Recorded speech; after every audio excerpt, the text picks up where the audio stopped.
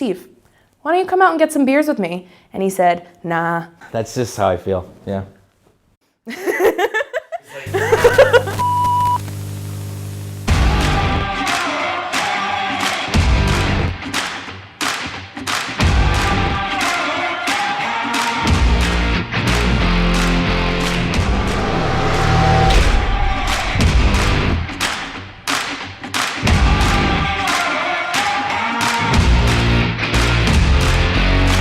I met Steve because he was podcasting with his friend, and I did stand-up comedy in Boston, and his friend was like, one of the girls we work with does comedy, we should have her on our podcast. And right off the bat, we just started cracking jokes. And I didn't have enough money to get home, but I didn't tell them that because that's embarrassing. Out of nowhere, his friend Matt goes, hey, Steve, don't you live in Whitman? And I was like, what? And he was like, yeah.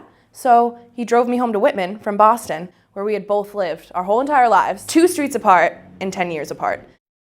There was this taco eating contest, and that's when Sami and I first really kind of like hit it off jokingly, because we were like, well, we should make signs. That's the first picture we have together, the 2 of us with taco signs.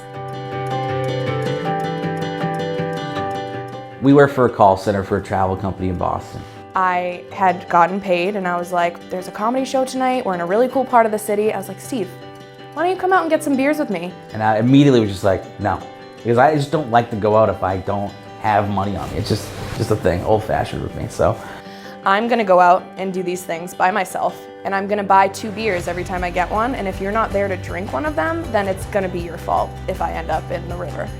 I just thought she wanted to hang out and have beers, that's it. I really didn't have any kind of like, oh, this is a date, even though looking back at it, she was dropping so many signs, and I just didn't pick up on it. So we went to a bar, and we were there for 5 minutes. And I could just tell right away she just wasn't comfortable there. Like, I absolutely hate it here. It was so busy. I do hate this place. Let's get out of here. So we grabbed some beers from this brewery called Trillium, and we went down to this like little dock. Oh, it was very easy to talk to him. It was so easy. We were just chilling. And then we went throughout the night. We went to the comedy show. We actually missed it. And then we were on the train coming home. The train jolted, and she just grabbed onto me.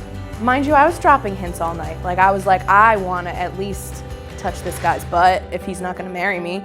And at that moment, I went, oh, I'm on a date.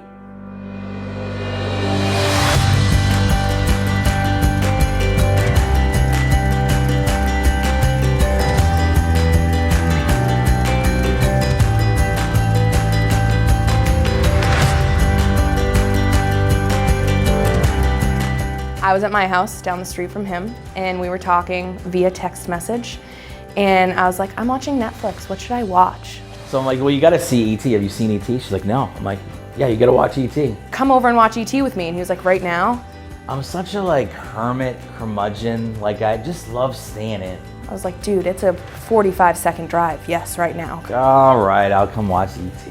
So we're hanging out on like our second date, and we're actually just sitting in my bed both sobbing, just baby crying. And I'm like, wow, what a great mood to continue on this date.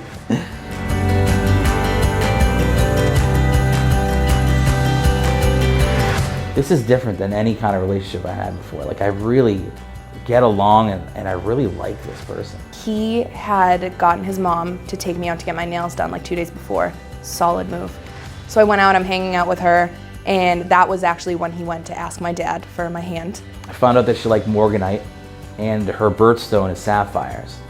So I would talk to my mom, and she had this old ring of my grandmother's, she passed away back in like 2011. And she was like the matriarch of our family, and Sami never got to meet her. And I want to incorporate her somehow.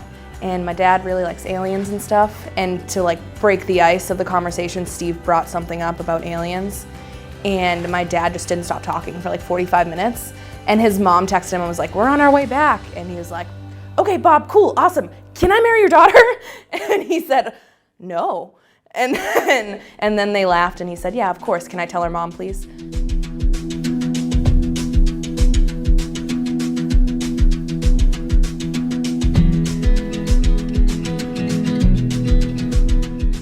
So we're gonna go hang out with our friends Tom and Taylor up in Manchester, who just got engaged.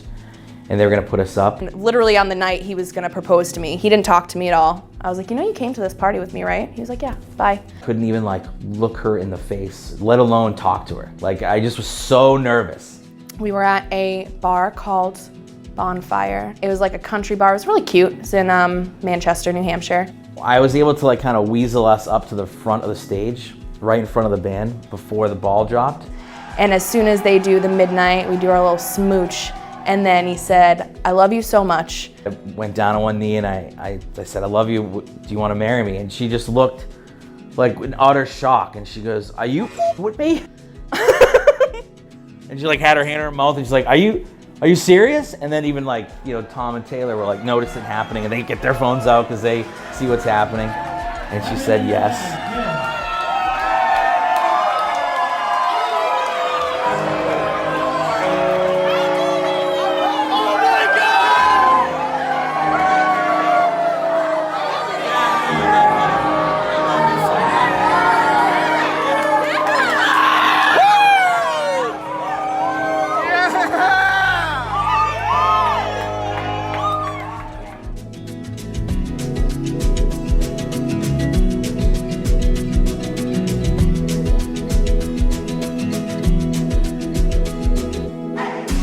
Sami is my best friend. Steve is my right-hand man. He is my #1 buddy. Every night after work, I'm just like so mentally drained that I just don't want to do anything. I just want to like zone out and play video games or something. And she just like she just knows when to let me do that and knows when to like push me. Steve now, yeah. He lets me drive his car a lot and I make it really dirty and he still loves me, so that's important.